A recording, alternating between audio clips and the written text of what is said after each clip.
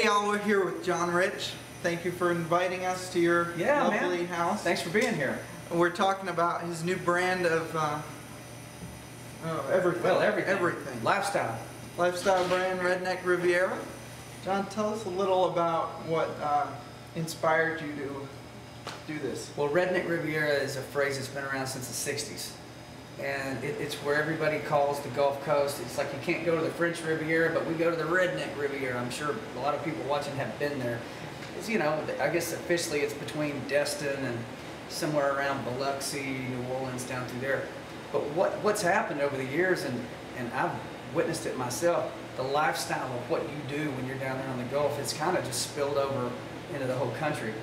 And it's kind of a way of life. It's the rowdy redneck version of Margaritaville, basically. Redneck Riviera is wherever you say it is. I've actually seen pictures, people on Twitter and Facebook hitting us up at Redneck Riviera, showing us sunsets, going, just another beautiful sunset in Redneck Riviera, and they're from Delaware, you know, or they're from Northern California and all of Australia. I actually got a girl in Australia taking pics down there. Here's what my Redneck Riviera looks like. And so when I realized all that, I dug down into the phrase a little bit, and nobody had ever done anything with the phrase on a real big national kind of level. So I took on that challenge and spent the last few years developing it, which is what all you're seeing back here, you know, stuff like this. And I thought we finally got it to the right level to present it to everybody, and we launched it March 1st. Cool.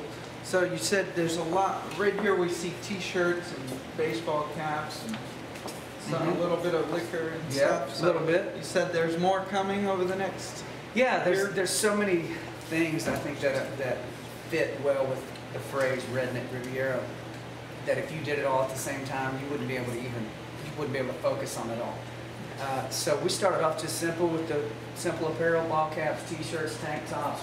But later on this year, you're going to see food products, you're going to see drinks, liquor products, you're going to even slot machines. If you can imagine, a Redneck Riviera slot machine in Vegas, that's under works right now. Games, video games, all kinds. The Redneck Riviera Olympics, for God's sake, coming on a video game. So all these really cool ideas are coming to bear this year. Cool.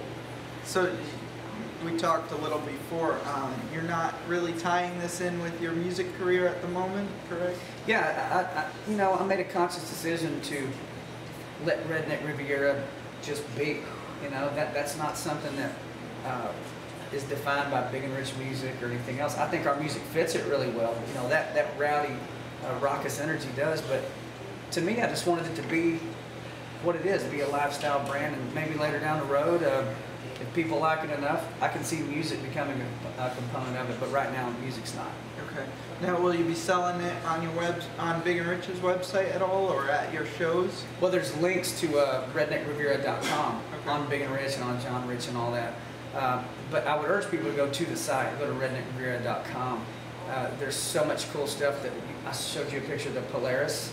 Yeah. Right. So it's like this $15,000 ATV that Polaris built ground up with all Redneck Riviera, stickers and paint and all this stuff.